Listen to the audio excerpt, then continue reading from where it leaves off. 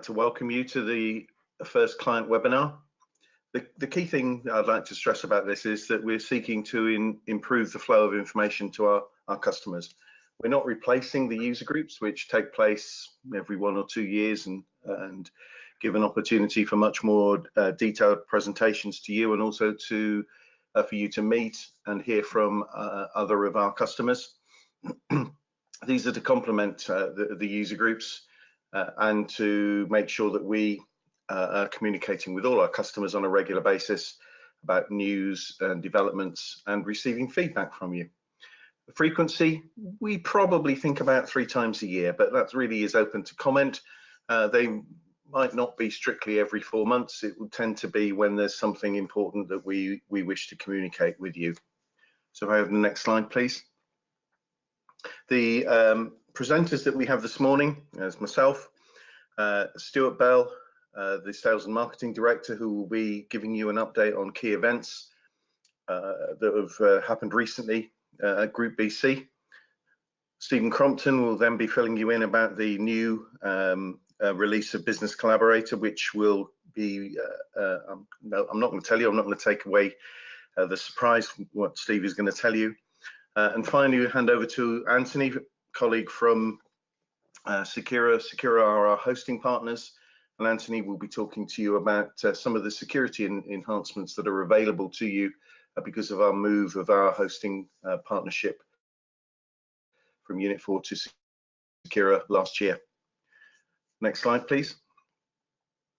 So I think I've covered most of this already. I'll be handing over to Stuart shortly for the company update.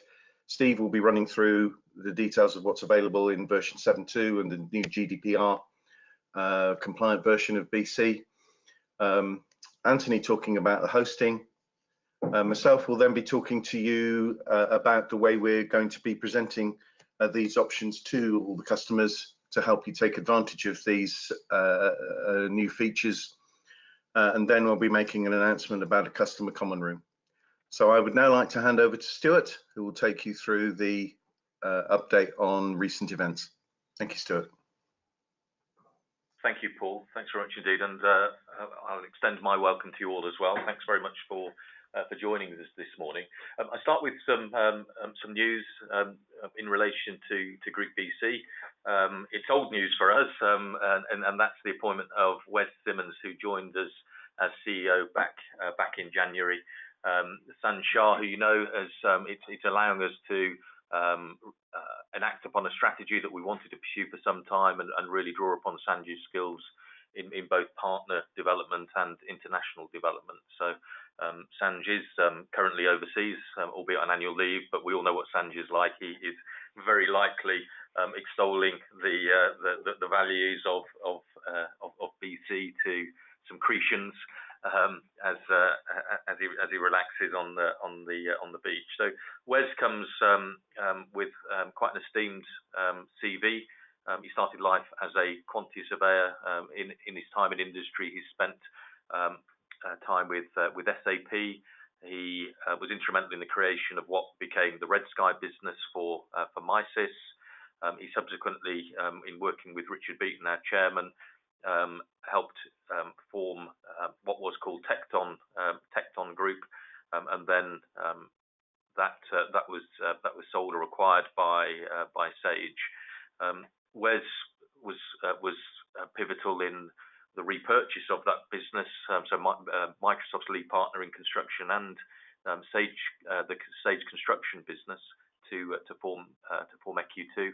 And he stepped away from that business late last year, joining ourselves in January, and we're quite excited in terms of the direction and focus that Wes has supported putting into the business. And some of that really is a focus about where we work, and we're seeing a significant amount of movement in the market, notably around major infrastructure projects. And just this slide here really outlines some of the areas that we're focused on, and by giving ourselves some market focus, it allows us to think about product alignment as well. And for the astute of you online, you'll notice that alongside AEC and the construction supply chain, we've got a heavy footprint and focus on owner operator and asset owner requirement. And interestingly for us, that focus is paying huge dividend back into our construction supply chain clients as well.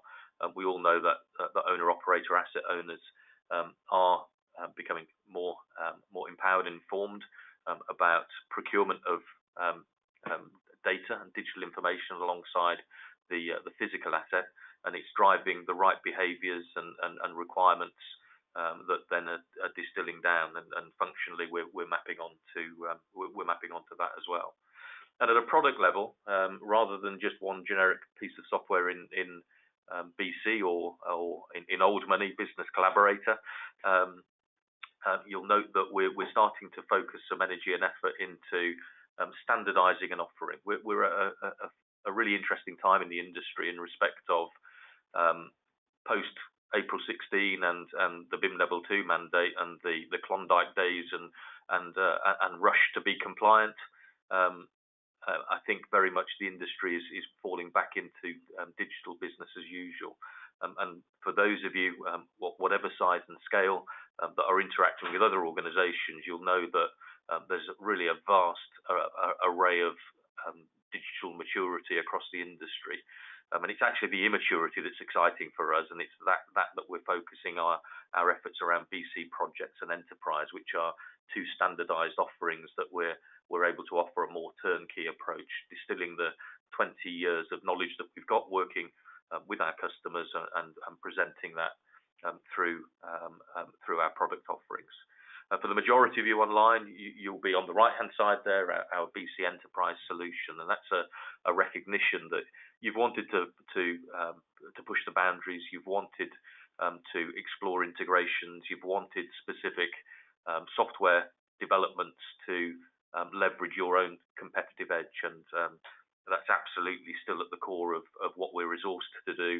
And if we're honest with ourselves, what we really enjoy doing as well is that deep dive business analysis, consulting through to development work around a core platform offering. And it's great to see from our perspective. We're always monitoring usage and statistics, so not to blind you too much with numbers and science here, but just having over 20,000 active organisations accessing our software. So yourselves as our direct customers, but then your extended supply chains, both upstream and downstream, who are engaged around the vast array of different projects that you're all performing. It's really exciting for us to witness and also to hear directly from many of you of the types of project work that we're being utilised on. And in part, that's helping drive some continued success in the business. So I've put a few of the names just within our financial year, which starts at the beginning of December. So back in December 2017, you can see some of the both client work, new customer wins that we've had, but also some significant project work that we've come across as well. And it's starting to help and support our strategy of our focus around major enterprise offerings, but also, and forgive us for putting a label on this, but what we're terming our mid-market propositions as well. So for the regional contractor or consultants, architectural engineering businesses that are very supportive in delivery of major projects, but also want to get themselves organised as well in terms of what they are doing digitally. And just to highlight a few of those clients, it's fantastic for us that the biggest infrastructure project, 180 miles of railway, that we were successful in securing and supporting a line JV. So that's a consortia of Volker Wessels, Bouygues, and Sovereign McAlpine, and some fantastic work and learnings coming out of that project. Nationwide, so our very first client. So 20 years ago, we're in our 20th year now. They first came on board with us, and we've supported them ever since. And recently, they've looked to converge back onto our standard platform technology, but want to help drive the product forward alongside a major 700+ branch refurbishment program that they've got running. Just to pick off a couple of others on the slide there. We have some well-travelled consultants. We have some consultants who quite like the sales team at the moment because we're winning some work in some far-flung fields. So most notably, Simon Price, who many of you may know, has just come back from Dominica, having delivered a client project for us with a business called Range Developments, who I'm sure many of you might be looking to book even next year's summer holiday. They develop 5- and 6-star resorts. They would be worthy of a review of high-end Caribbean resorts if you're looking to plan your future holidays there. And an FK Group. So that was the first enactment really of the standardisation project that we were undertaking. FK Group are a building envelope and cladding contractor who are doing some significant work. So you can see the Etihad Stadium in Manchester there. They've taken the solution not just to support their project, but actually to support all of their departmental operations as well, and inputting significantly and doing really well with us. Aside from the Caribbean, we've had consultants out in Ecuador with DP World. So sorry, that's the Caribbean project. Alongside Align JV, it's a notable Balfour Beatty, very long-standing contractor client. Hello, if you're online. The BBV JV is also doing some significant work. So this is really a substantial project of standard railway bridges and tunnels. So some very complex engineering, which will keep many of us gainfully employed for the next decade or so. Highways England. So you may have seen, those of you that attended our customer conference in the autumn, that we were successful in supporting Highways England with their Smart Motorways programme. We've subsequently been extended significantly across their complex regional infrastructure, and actually most recently their national infrastructure programmes as well. So some significant amount of highways infrastructure projects are being delivered, and we're exploring what the potential benefits of through our clients of linking and integrating and interfacing with owner-operator clients. So if you're in a supply chain working with Highways England, just watch this space for news coming from us a little bit later in the year about the sorts of things we're looking to support with there.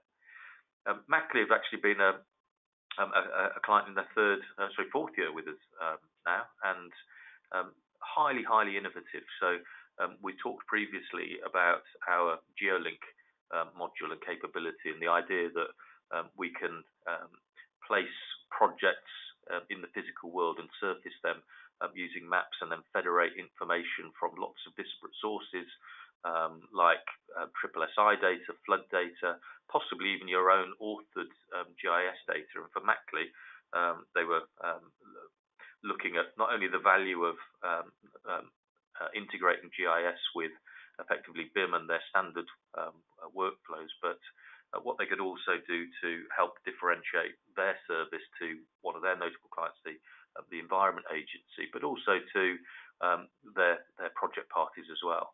So it's far more intuitive as a metaphor to access information, to be able to click into a map to get that information when you're on site, and contextually drill into all of the information that you need to do your job without having to potentially navigate your way through metadata or searching. So some fantastic innovation driven out through them. Similarly, and just about 6 weeks ago, Michael Barber from Sainsbury's delivered a fantastic webinar for us, which is now available on the website resources area, about digital estate.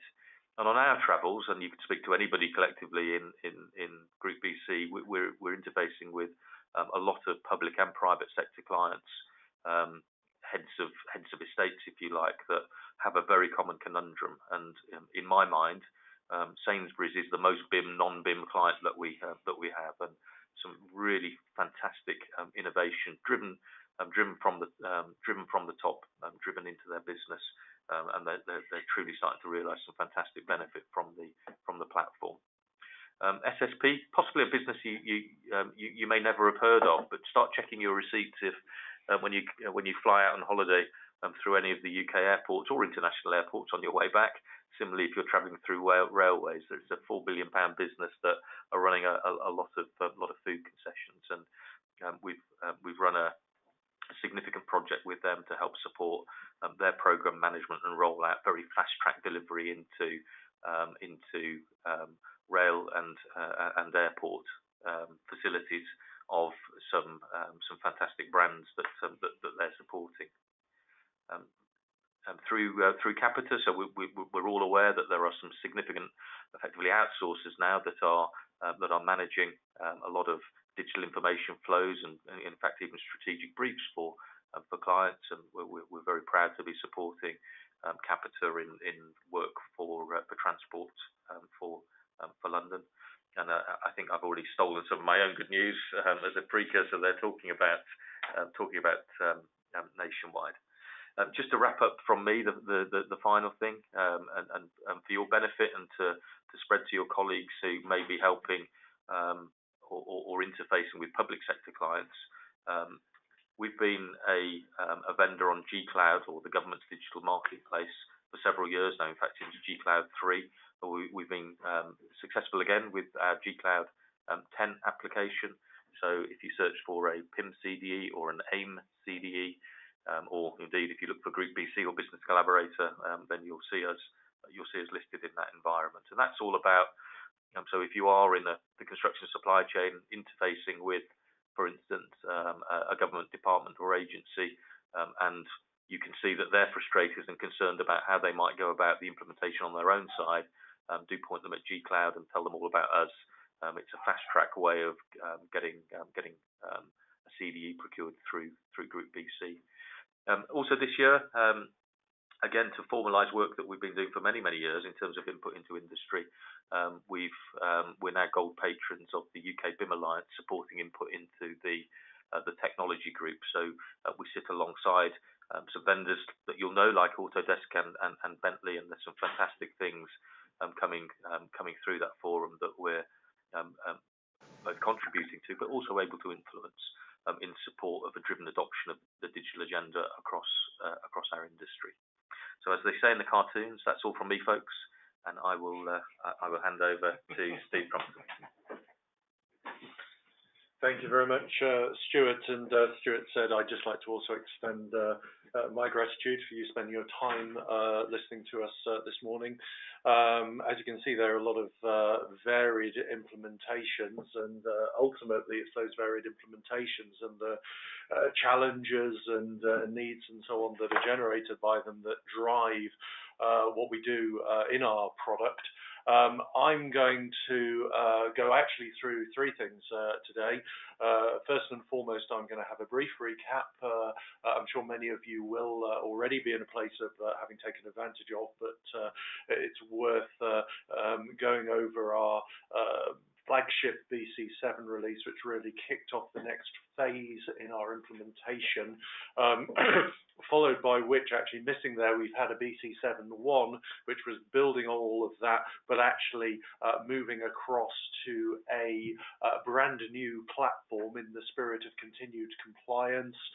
We very much, as Stuart pointed out, have security of information at mind constantly, and I think the team did a fantastic job there in terms of fast tracking development over onto an entirely new and updated platform for delivery. And then, as Paul alluded to, we will talk about BC7.2. I think the thing I want to just say here is we talked about at our last customer conference how we within product delivery are trying more and more, rather than sort of have you wait 18 months and then a big grand release come along, very much to adopt a truly agile approach of being able to get these releases out. So the time that it takes before we've got, once we've developed something really great, we want to get it to our customers as soon as possible. And we've now been able to implement fantastic processes to help us do that. So if I just do a recap first on BC 7 with the help of some words from my, or rather videos here from a colleague of mine. BC7, we introduced, as I said, this entirely new refined Quartz interface here using the very simple hamburger navigation tool, all about getting people to what they want to get to quickly, and of course, fundamentally wherever they happen to be. So this is about mobility and device independency, wherever you are, a responsive interface that works. And workflow is something very powerful we've had in BC for a long time, but ultimately was originally quite alien, and making that be just as simple as we can see here as sending an email, albeit an email that has the structure of the information that we need to keep within these construction workflows. I think from a point of view of what the team achieved here and the feedback that we've had, where we've been able to take what we had before and really refresh it for a future audience, is fantastic.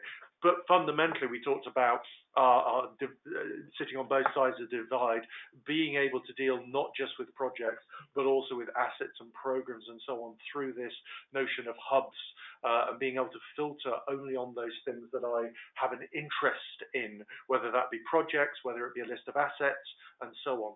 And publishing.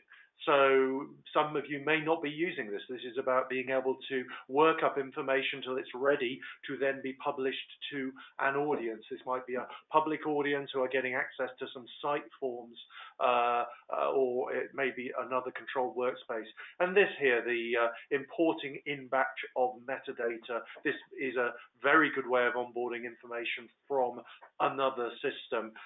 There are many systems which are,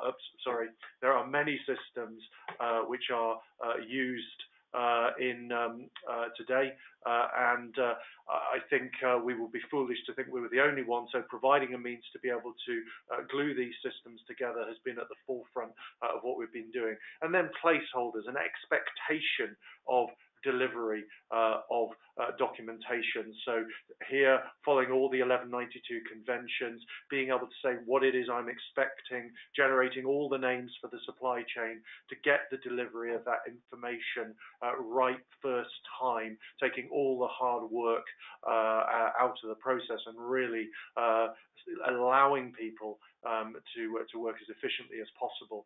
And then the viewer, and I'll talk more of this today, but moving to a viewer that can be delivered to people whether or not they have access to anything but a browser. Being able to deliver things purely through a browser is part of a big drive that is all about the recognition that CIOs and companies aren't able to install other software necessarily. So being able to deliver these very rich capabilities through a browser-only experience is something that we're embracing in every single aspect of the system, be it from that original upload that we had through to markup. And then content search, as you know, is now something which we went away and we re-engineered for the future and designed to be totally scalable across the system. And then other optional modules we've been driven by our customers to do, such as being able to create an integration with digital signatures, but where that ties directly into the workflows that we have within the system. And similarly, I know a lot of people have taken advantage out of this, being able to log in with corporate accounts, or indeed two-factor authentication, which again we've built in through an integration with a best of breed there software provider, Authy. And Stuart mentioned this before, really this coming together of geospatial information and the information that we capture within our CDEs. Fundamentally being able to provide all of you with maps to be able to map your projects, but ultimately optionally being able to bring in and socialize additional geospatial information, sites of special scientific interest, flood data, boundaries, and so on. As it says there, a fully awesome release. we haven't got enough time to reiterate the complexity of what happened, what we went through in the customer conference, but hopefully that's just given a brief reminder of all of the features that we packed into BC7, and now on to BC7.2, which is what today is about. And because of reasons of time, a lot of the time I'm just going to go by doing a live demo. But BC7.2 is a really, really great release for us.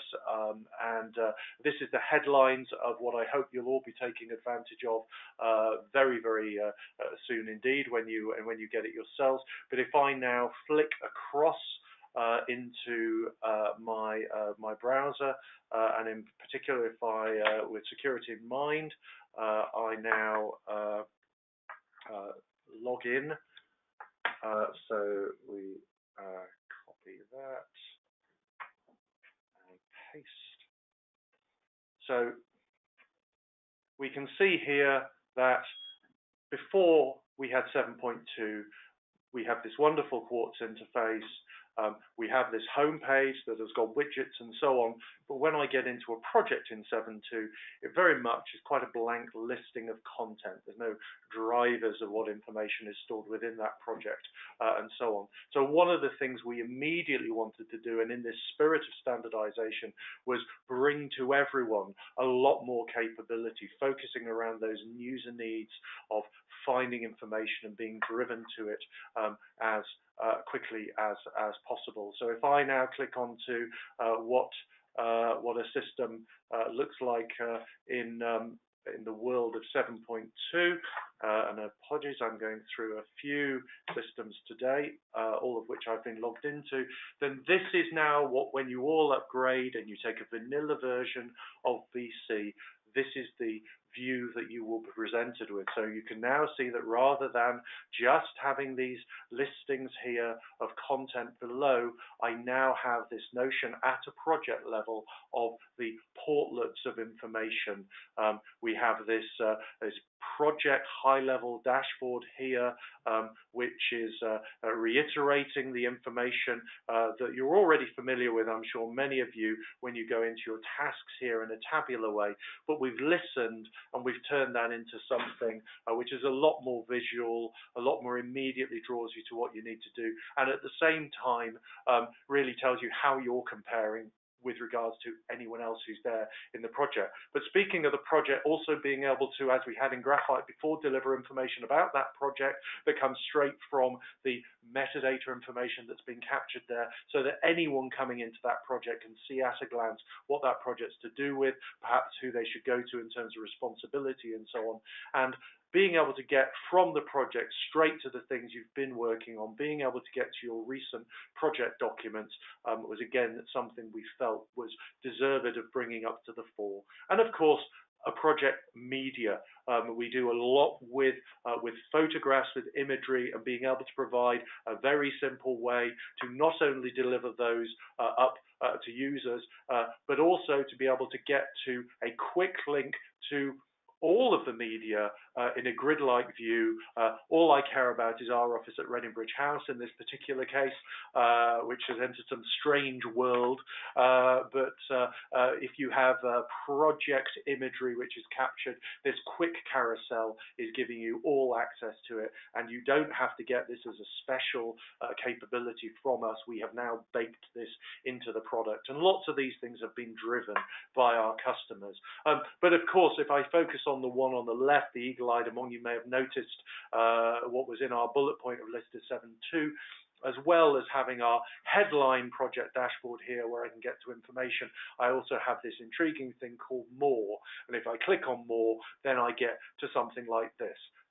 No, I actually don't. That's what we had before. Those users who remember Graphite will be aware of all the information that we already have available to us that we store in the system, but we felt didn't fit in with the spirit of the Quartz interface. So we scratched our heads and we came up with this.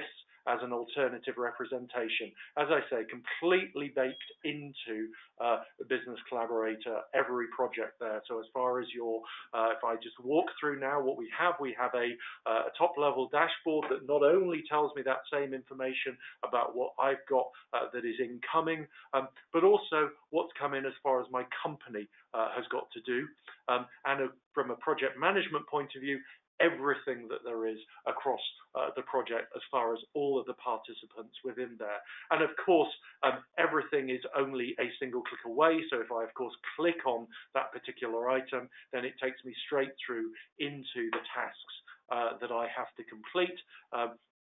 And similarly, if we look not just about the things which have come in through workflows into the project, but also look at the workflows which are going out, we can see here in my issues out that I actually have a selection of things which I, as an individual user, have sent out. One of them I've sent out and it's due within the next 7 days. And again, if I click on that, I get taken straight to that. I can see my task information. I can see more details of it. If I click on that, I can see it's 5 days. I haven't had any responses, and the number of tasks to complete is still 1 there. So all of this is an integrated experience supported by colors to help really pull people into the right information. And not only do we support information that's in active workflow, but we're also able, if I scroll down now, to take advantage of the extra data that we've been able to capture. So here, we've not only got the information about where I've got issues that have gone through, have had all the responses back from everyone, but those workflows need to be closed out, through to being able to access my unread responses and my unsent issues. Now, much of that was already available, but not necessarily in such a visually appealing form. But if we scroll down now, I think this is where we've really started to open up the power of the space dashboards in 7.2. And you can see now that down the left-hand side, we have that same dashboard information, but it's now broken down in terms of those particular workflows, be it WIP transmittals, moving things through from WIP to shared, team shared, early warning notices, and so on and so forth. But in fact, if I was to click, for example, on this WIP to shared breakdown that we have here, and click on view breakdown, I can now actually see how that information within those dashboards breaks down for a particular party. And if I, for example, click on the architect and look at the overdue issue, then that takes me through to a document that Chris Mills, assuming the role as an architect, Chris is usually very good at staying on top of his information, but in this particular case, we're just highlighting that we have, of course, the ability to break down information, to also say the total amount of workflow activity that's going on in that project, and also to be able to see my particular view of it. So if I have got incoming early warning notices, or in this case, I've got a WIP transmittal that I need to deal and I need to action with, then I can go straight through into that. So we recognize that certain workflows are more important than certain others. And lastly, what I would also point out within this, I won't show this today, but all of this is not just supported within the desktop experience, but is also supported in the mobile experience on tablets and on a mobile phone. So we have really, really enabled the power of the information that we have in there to make sure that people can at a glance see what they have to do. Lastly, if I look here, we've also brought through, from those who remember in Graphite, very quick links to get through to the information, and also to see the balance of information that exists within a project. And if I were to click, for example, on these 3 model files here, then that's going to take me straight into the model files there associated with the project in the project documentation, and go through. Now, if we want to see someone else's view of the world, just to show that this works, if I go instead into my Chrome interface and I log in instead as the main contractor, so we log in there. You can see here there is their own personal dashboard. Again, I can get straight to those things that I have to do from that personal dashboard. There's that RFI that is there. But in the spirit of Blue Peter and something I created earlier, if I click on more, Or indeed, if I want to get to this dashboard, you may notice that you can always get to this dashboard simply by toggling. So you can have this listing view, or you can have a map view, or you can have a dashboard view. So we've made it really easy to get to this information. I can say I've actually asked some questions here. I've sent some workflows out, and we can see there in particular that the workflow that I've sent out is an RFI sent by the main contractor, and indeed I've sent it for response to the architect. And if we look at what I've said, I've had a question about some stairs which are in a particular drawing that I have been issued regarding the base level. And this now brings me on to the next capability that we have added into our rich product that is BC 7.2. In fact, if I do that from within here instead. So if I go into all issues, and if I go into RFI Mac 2 and details, and I look in view, then we can see we have the Brava client. Now, not only have we updated our viewer, we've also recognized that just as with models, our customers are producing richer and richer and more complex drawings. So what we have as a capability where we do have those complex drawings is we've actually created an ability to do as much of the hard work as possible and pre-process that information so that we can ensure in getting a rapid response to those people who want to access that information. But if I just zoom in here, really the thing that most customers are interested in terms of why we've engaged in the new viewer. I'm trying to do this over a conference, so my zooming controls are there. So if we now click here, you'll notice there is a measure tool. And if I click on my measure tool there, I'm in the drawing, and if I click here and move up there, we can see that that is 18 foot. If I was to zoom in a little bit more, just to show you that this is indeed coming from that. So there we have our 7 foot, there we have our 10 foot. So again, if I click on here, if I click there, we have our 10 foot. Now, if I want to know not what something, the length of something is, but I in fact want to look and see and take off an area, then of course I'm able to do this from within the tool and so on. So really the new version of Brava introduces a fantastic capability. The last thing that I want to talk about, and I am time aware, is if I go in as the main contractor as me, and I go back into my Doncaster space and I go into my council officers, you will notice here that I have a number of council officers projects that I've created. And in fact, I'm going to add one more of those. So if I add a project, and I'm going to say that this is Doncaster Council Officers, and this is the 6th pilot project. They just can't get it right. And say this is the 6th pilot. You will notice here that I can pick from a template, and I'm going to pick from this simple project template demo for folders, and I'm going to simply, I won't bother going into the project, I will add the project. Now, what this is belying is something we have been asked for a long, long time. If you now look at that 6th pilot project, not only does that 6th pilot project sit within this space here, but it also has a membership. It has a predefined membership where the members of the systems administrators and the company read-only and Doncaster can have access to it. What does that actually mean? If I go into my Safari window here as the final actor in the game, and I log in as my consultant, then you can see here that we have a new capability within templates. And here is that simple template demo for folders. And if I click on the members icon for that folders, the futures, you can see, I'm in the Quartz interface. Let me just go into the full interface. So if I click on the members icon for folders, you can see now that as well as having the members of that template, I have the members that will be members when I create a project from that. Not only do I have that capability, but if I actually look at the more information page for this, we can see that as well as having the access rights for the object itself, we have the access rights for the future object.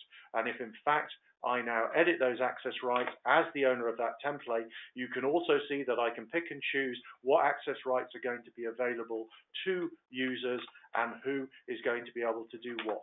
This basically, as part of our drive for standardization, means that a large number of things we've currently done with project creation scripts, we can now simply deliver, and I'm going here as the demo consultant into that 6th pilot project, and you will notice I only have read-only access to that.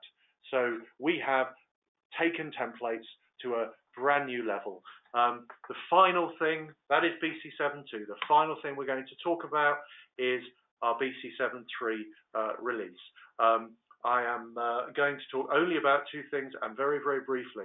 The first of these is that we have now brought filtering. Just like those who are familiar in the past with collection filtering, we have brought filtering to our Quartz interface. This takes that Quartz experience to a very, very different level indeed. And if I just stop there for reasons of time and highlight, you can see that now we have a sidebar that is able not just to filter by what's been exposed there on the top, but also the metadata and information we have down the left-hand side there. This allows us to provide full collection support and also a richer support within folders. If I now, as I say, for reasons of time, get on to the other thing I'm sure the vast majority of you will be interested in, this is what we have done with the drive to support, better support GDPR. And this is all around the personal information that we capture within the system, which from BC 7.3, which we're working on at the moment and hoping to give you very soon, we have both reduced the amount of information that we capture there, but also when you upgrade your servers, anything that you previously had, we will, obviously in conjunction with you, we will eliminate that. That's things like home phone numbers and so on. But of course, when we also deactivate users, we will get rid of that information. But all of this has to be backed up as well by having clear, defined terms and conditions that our customers are going to be able to have for their users, not just those that are our own, but any that you might want them to have to sign up for in order to protect yourself with regards to the information that you're asking them to provide.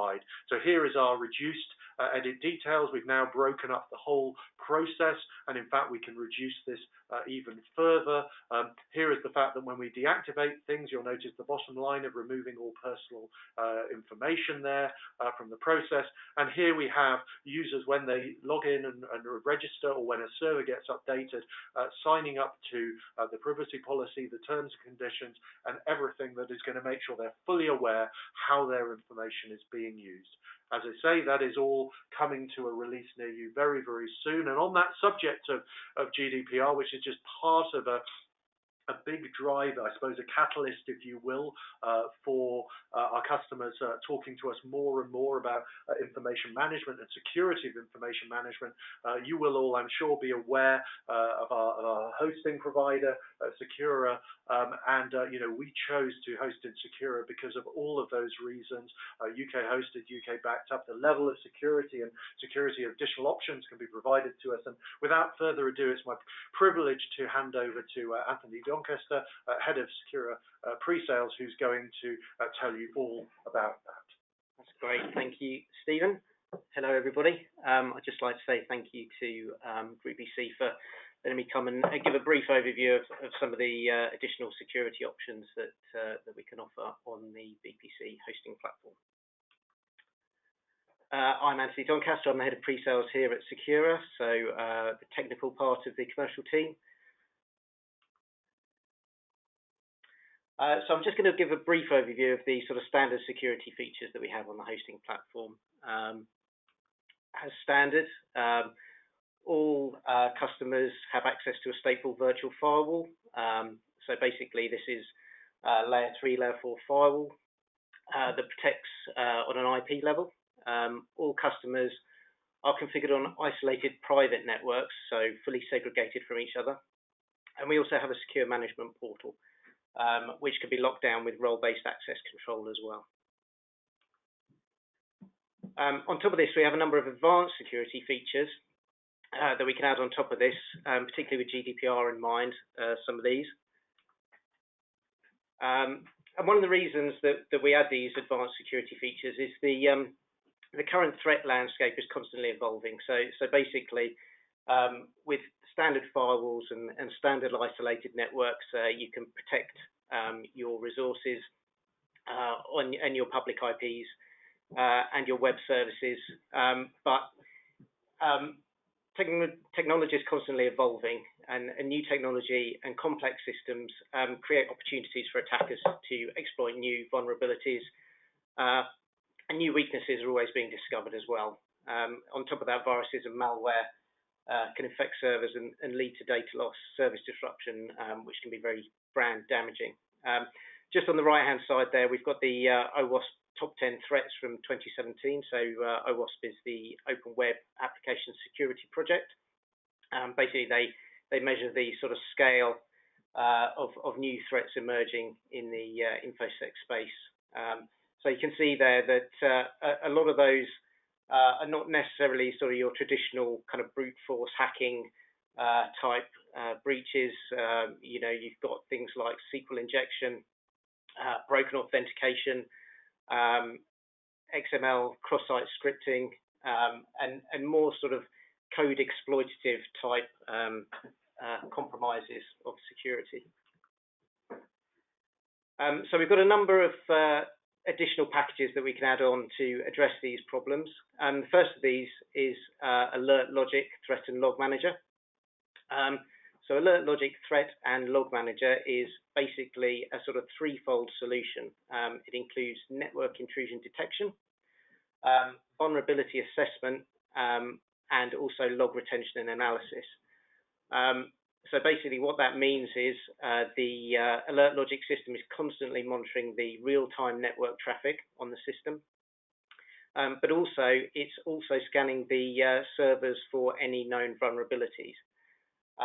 It also has remote log shipping, so as well as looking at the network traffic and also assessing the vulnerability of the servers, it's monitoring the logs as well. And one of the best things about Alert Logic is the Active Watch feature. So basically, Alert Logic operate a security operations center, which is run 24/7, 365. All of their operatives are GIAC approved analysts. So the GIAC is basically the industry standard certification for security analysts in the InfoSec space. And they are constantly scanning and monitoring the data to see whether there are any emerging threats or problems. So the Threat Manager component basically offers you comprehensive protection with an extensive IDS signature database. So basically it's constantly monitoring the traffic. They're constantly updating the signature database for emerging threats. As I mentioned, the landscape is changing constantly. Threats are evolving at a fantastic rate, and basically Alert Logic updates itself in real time. So as their customer base experiences new vulnerabilities and new exploits, basically the system is updated in real time to protect you from those emerging threats. It reduces costs against multiple traditional solutions. So basically it's an all-in-one solution for the IDS, the vulnerability scanning, and also the log management. And it's also on a per virtual machine basis as well, which makes it very flexible. As I mentioned, it provides the latest security technology managed by those GIAC certified analysts, and also it addresses a number of compliance requirements as well. So as well as being a good string in your bow for GDPR, it also qualifies for PCI DSS, HIPAA, Sarbanes-Oxley, and other compliance mandates as well. So the Log Manager component basically collects, aggregates, and normalizes log data from all the virtual machines.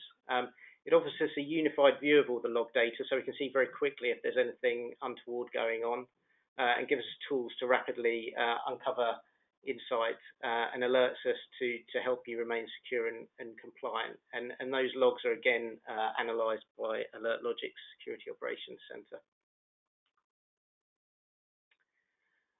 The second product I want to talk about is High Trust Data Control. So High Trust Data Control is basically a virtual machine encryption solution that we provide. So this is encryption at rest, which is another really good component to have in terms of GDPR. So basically, it's very granular. It allows us to encrypt at the virtual machine level or at the virtual disk level. It's very easy for us to deploy. It's an agent-based solution, so the agent installs on the virtual machine. There's no downtime to encrypt data volumes. And also, it's PCI compliant and certified by VMware, who are our hosting platform provider. Some of the benefits are the fact that there's no real performance impact on the host servers. You can protect sensitive and regulated data in the event of a breach, so anything that is stolen in the form of a disk image or a virtual machine will not be accessible. And what this means is there's potential notification exemptions from GDPR. So basically, if you do have a data breach with GDPR, if the data is encrypted, then you are exempt from the notification rules.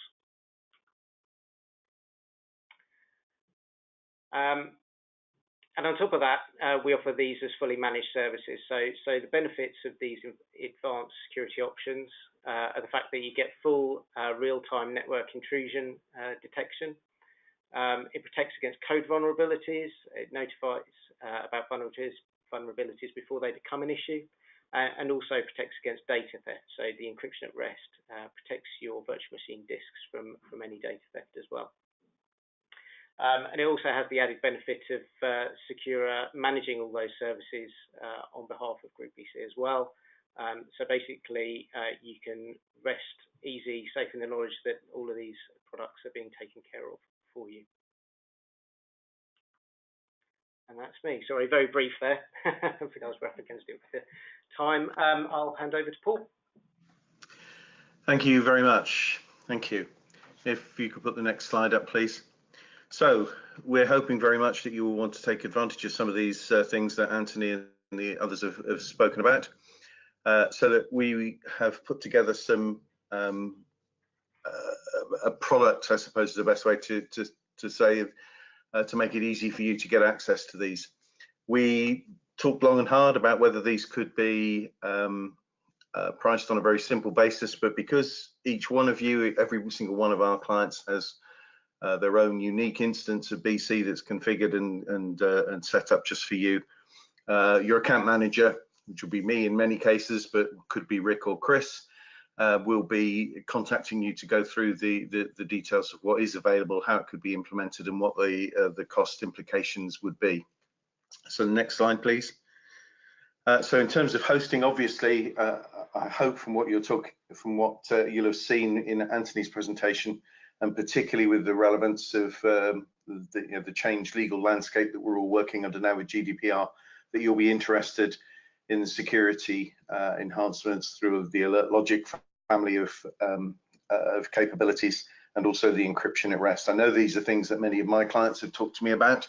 I'm sure everyone will be interested, and you may need to engage with your information security manager to let them know that we can address these issues for you. But also, we want to bring to you the opportunity to plan more formally for disaster recovery. We were a very resilient hosting environment, but many companies now have started to look at their disaster recovery plans in the light of GDPR to see exactly how they can meet their responsibilities to both the business. We're also offering an improved backup regime to reduce the amount of data loss in the event of a system failure. If I could have the next slide, please. We're also put together a number of service packs from our R&D and professional services team to take advantage of some of the new features that are available to you. So two-factor authentication, which is increasingly becoming a requirement. This uses a PIN that's generated and sent to the user's mobile phone. Single sign-on, any SAML2 compliant authentication service, we can integrate with that. We also can, for electronic signatures, we can integrate with the Adobe Sign system as well. So we've put together a series of packages that we will be bringing to you, the account managers, to demonstrate how easy it is for you to take advantage of these new features, which came out in version 7. The professional services team also, in the light of some experience with Highways England and other clients, put together a pack that we're calling a health check. This would help you make sure that you're making the best use of BC and all its capabilities, that your projects are following your protocols, and the scope and essentially an audit can be agreed with you on a individual basis. And again, the account managers will be talking to you about that. Okay, so we'll be bringing those packs to you. And the final thing I want to talk to you about, next slide please, is the launch of the customer common room. So coming soon to a computer near you, you'll be invited to join as our customers to a common room that's specifically going to be developed over the next few weeks to deliver information to you on a self-service basis. The launch is planned for the 1st of September, and initially we've had some ideas for information. So there'll be standard information about the current products, descriptions, what's included in BC Enterprise, what's included in the other modules that Stuart talked about, details of new releases. These again will be made available to you, not just the feature information that we in the sales team tend to focus on, but also the IT requirements if they've changed, the infrastructure requirements if there are any changes there, the implications of all these things, how you'd go about implementing them, for example. Information on all that will be available. FAQs, technical specifications, and any ideas that you would like for us to consider making available to you. So rather than having to request information, it will be a portal where you will be able to access information and self-serve, and hopefully give you ideas for how you can make better use of the features that we've developed for you. So as I say, 1st of September, we will be approaching each of our clients to make sure we've got the contact details of the people that need to be invited. But this, I believe, will be something that helps us communicate with you and give you the information you need to use BC better. So I would just, before I hand back to Alison, to thank you all for your time in listening. Please do give us the feedback. Alison's going to talk about how to do that. And I'd like to thank my fellow presenters for their time and preparation in putting together this webinar. So Alison, back to you. Thank you.